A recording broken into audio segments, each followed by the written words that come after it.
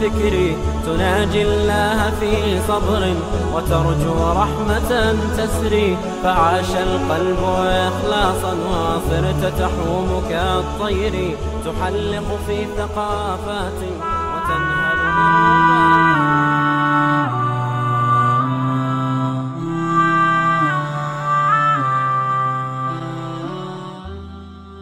Growing up in countries that are not Islamic, it's often for the youth to come across people asking, how come you guys as Muslims don't have boyfriends and girlfriends? How come you guys don't do this? How come Islamic marriages are like that? Hey, why do you have to listen to your dad or your mum? You know, who cares about your mum and dad? I want her to be tall and white, beautiful silky hair, has a different color during the day, different color during the night.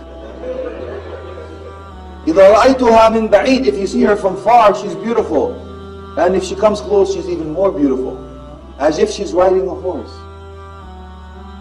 A young woman came to see me recently who was forced into a marriage by her parents who had engaged in domestic abuse. And this young woman, she says that I was forced to be in this relationship for more than years, and every single night that my husband came and approached me in a physically intimate way, I felt as if this man was raping me. Because I had no desire to be with him. I did not want to be there sharing that bed with him. And I wished I had said no when I had the opportunity to say no. And I wish they had listened to me every single time I had said no, and had not jumped when in my weakness I had said yes. The sisters have the right. Inside the home, they are in charge. Don't come home with your chest poked out. Where's the food? What's going on? Blah, blah. Go get this. Why you didn't? Be quiet. Leave the sister alone. She don't have to do nothing for you. Nothing. You, Allah subhanahu wa ta'ala said, Ar-rijal kawamuna ala nisa. This don't mean that you are the commander of the women. No, you have responsibility to them. She don't even have to work. She don't have to lift a cup. She don't have to do any work. She don't have to clean your clothes. She don't have to iron your clothes. She don't have to wash no dishes. She don't have to cook no food for you. She don't have to do anything. This is not her job. If you want somebody to do that, go hire a servant. But if she does that, this would be a blessing for her in front of Allah subhanahu wa ta'ala. She should do that to want to serve her husband, to obtain his pleasure. Because the pleasure of the husband is next to what? The pleasure of Allah. The displeasure of the husband is next to the displeasure of Allah. The Prophet ﷺ said that the husband that goes to sleep while he is displeased with his wife, what happens? The malaika curse her all of the night. Be romantic. Told the man, be romantic to the lady. The Prophet ﷺ was romantic. In even the rose. And take her home to your darling wife. And tell her, this is for you, oh darling.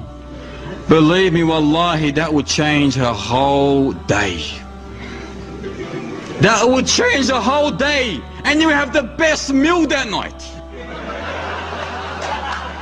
The best meal. Something you've never tasted. And I'm pretty sure a lot of us romantic men have tried this. If you cannot afford a rose, get a candle. What for? Put it underneath. Switch all the lights off.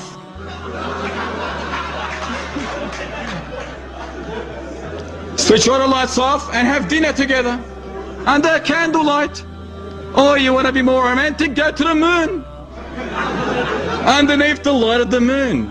This is not a joke, it's serious. The Prophet ﷺ was romantic. Now we have complicated marriage so much that unfortunately haram became easier than halal. So marriage was very simple. Who would go to somebody whom they know is a good person, a righteous person, a brother who is in need of marriage, and would tell them, I would offer you my daughter? Who would do that now?